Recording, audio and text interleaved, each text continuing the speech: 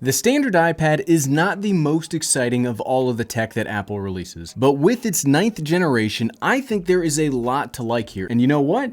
You should definitely buy one. So why is that? Let's find out. And while we're finding out, I'd like to thank today's sponsor, Squarespace. Like I said, the iPad Generation 9 was not the flashiest nor the biggest announcement of the day when Apple released this late last year. However, it does have a lot of new cutting-edge features inside of it that even things like the iPad Air with its fully laminated display and new design language that doesn't have. Quick notes before we get too far into the video today. 1. Apple is not sponsoring this video or paying me to say any of this. I said in the intro. We do have a sponsor today, and it's Squarespace, not Apple. 2. I paid for and pre-ordered this myself with my own money. And number 3, no, I don't actually want you to buy everything in the You Should Buy series. This series is more about the reasons to buy, but titles gotta be engaging for YouTube, so here we are. I'm the only crazy person that has to buy all this stuff, not you. With all that out of the way, let's quickly cover what you actually get when you buy one of these fantastic little tablets. The base model iPad Generation 9 comes in at $329. For that money, you'll get the A13 Bionic processor, 64 gigabytes of storage, a 10.2-inch Retina display, an 8-megapixel wide-angle back camera that can record in up to 1080p 30 frames per second, and a front-facing ultra-wide-angle camera that can record in up to 1080p 60 frames per second. And believe me, team, we will be talking much more about this camera soon. You can also pay to get a storage bump of up to 256 gigabytes for $479. And you can even get a cellular connection for either storage model for about $130 extra on top of whichever version you buy. Leading us into the very first reason to buy the iPad Generation 9. That price? It's amazing. $329 buys you into essentially everything an iPad can do. Well, most of what an iPad can do. There obviously is not a LiDAR scanner on the back of this thing like you get on the iPad Pros. Yes, it is missing out on a couple of other bells and whistles from the iPad Mini or the iPad Pro, like HDR displays, fast refresh rates, fully laminated displays, but functionally, when you're using the tablet, you get pretty much everything, and that is full access to iPadOS 15 and all that entails. With the latest beta software coming out, you should even see the delivery of the vaunted universal control. We should have that in hands here before long, but I would wait for the actual public release. I never recommend beta software and anything that's not essentially an extra device. Yes, Apple's betas are generally stable, but generally does not equal foolproof. So, download that stuff at your own risk. I mean, I won't be downloading it. Either way, the price is amazing for what you get. Yes, there are other brands out there that have fairly competent budget tablets and computers at this point, but generally speaking, they won't keep up after a couple of years. My father-in-law only recently stopped using the original iPad as his main computer because we bought him a new Pro for Father's Day last year. Yes, you watching, will straight up not find a better priced computer out there for the money. And keep the money in mind as we go through the rest of the reasons, because like in every other case when we talk about something from the Apple SE line, and yes, I consider the standard iPads as part of that lineup even though it's not called the SE. The features you get are made so much more impressive by the price that you get them at. For this kind of money, we're really looking at Chromebooks as the main competition.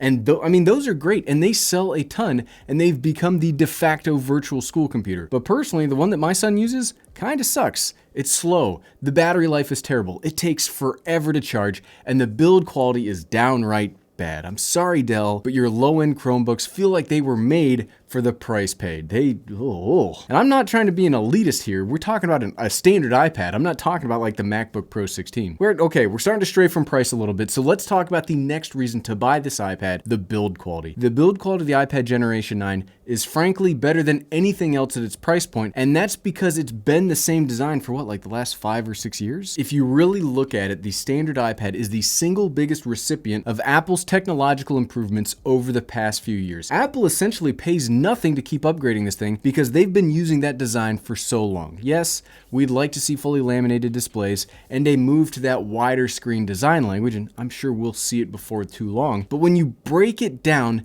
none of the development for this iPad is paid for by the people buying the tablet. The processor inside of here, the A13, was released with the iPhone 11. That new ultra-wide-angle camera was released with the iPad Pro, and iPadOS gets updated for the whole lineup every single year. What that really means is you get a very, very robust build quality for a product that's competition is mainly made of cheap plastic. Plus, when we talk about the body of the iPad itself, it still has a few very unique features that you will not find in the rest of the Apple lineup, namely a headphone jack. Remember when we used to have headphone jacks inside of our tech? Side note, I definitely remember when Apple originally took the headphone jack away from like the iPhones. I remember being very upset about that. Obviously, I have stopped complaining about that years ago because I just assume it's never going to come back to the iPhone, but I do personally kind of wish that more devices had headphone jacks. While yes, I love my AirPods and I use them on a daily basis, sometimes I forget to charge them, or maybe I'm having connection issues, and it would really just be nice to be able to plug in a pair of regular old headphones to run with. I don't know.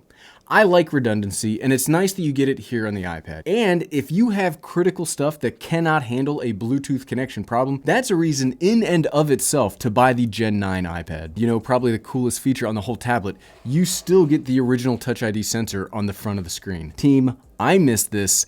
I miss it a lot. Yes, we've got Face ID. Yes, we've got Touch ID built into lock buttons, but those are all workarounds to get as seamless of functionality as this Touch ID is. It's right in the middle, right in the front, and it means a whole world of authentication is literally at your fingertips. Might sound like a small addition, but in the world of wearing masks all the time,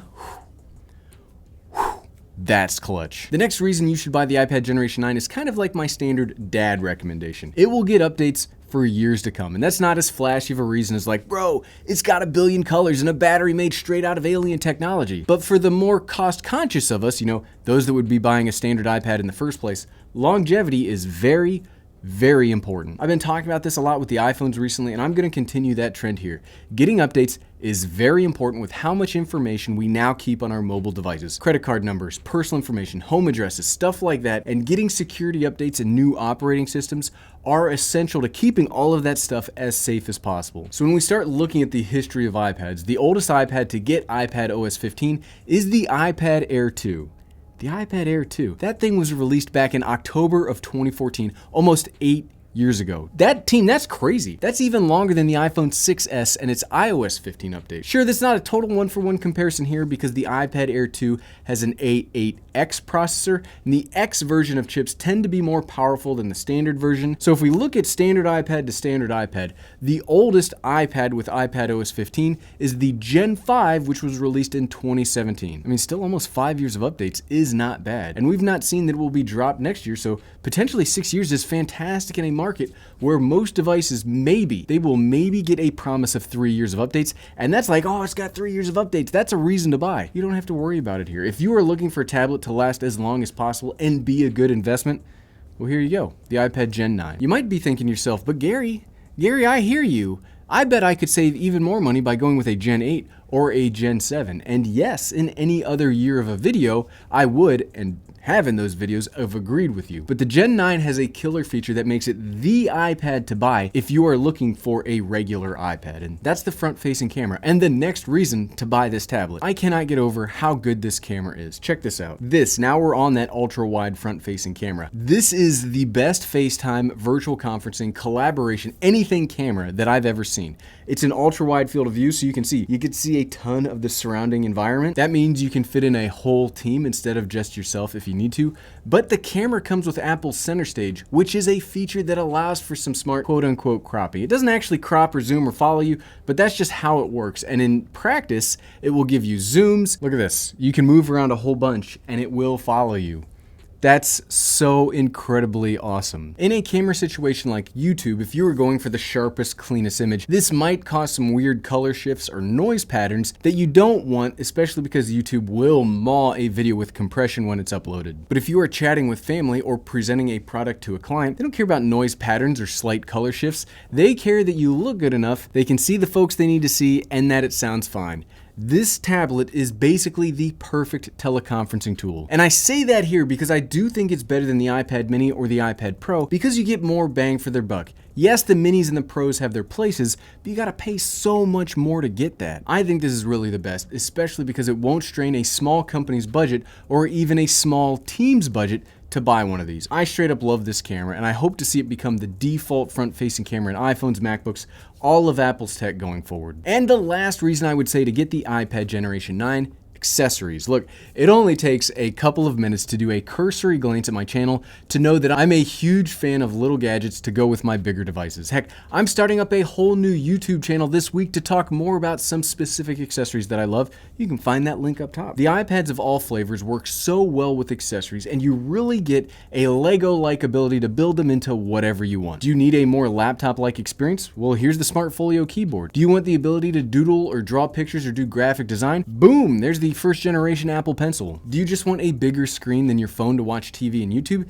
Get a stand or nothing at all and you're done. I love how diverse the options are to build out an iPad, and the best part about the iPad Generation 9 is it works with all of them. The only option that you really don't get is one of the Magic keyboards, but because it does have a smart connection on the side, you'll still get some kinds of keyboard cases, and those keyboard cases are clutch, and when you use them, they really make the iPad, in my opinion. Kinda wish it had USB-C instead of Lightning, but on the other hand, the rest of the SE line has Lightning, so at least you'll save a cable here, but just in the future, Apple, USB-C everything, okay? We'll just agree on that. But at the end of the day, so what, right? Without any hyperbole or over-the-top YouTuber statement, I think the standard iPad lineup is one of the best values in consumer electronics. You get a decent amount of power, a long update life, a reasonable screen, great build quality, and one of the best front-facing cameras on the market. Well-priced, well-built, well-positioned product that I don't think gets the attention it deserves because it's easier to get wowed and drawn in by the brighter screens and the fancier refresh rates. But I think the iPad Generation 9 is absolutely value added,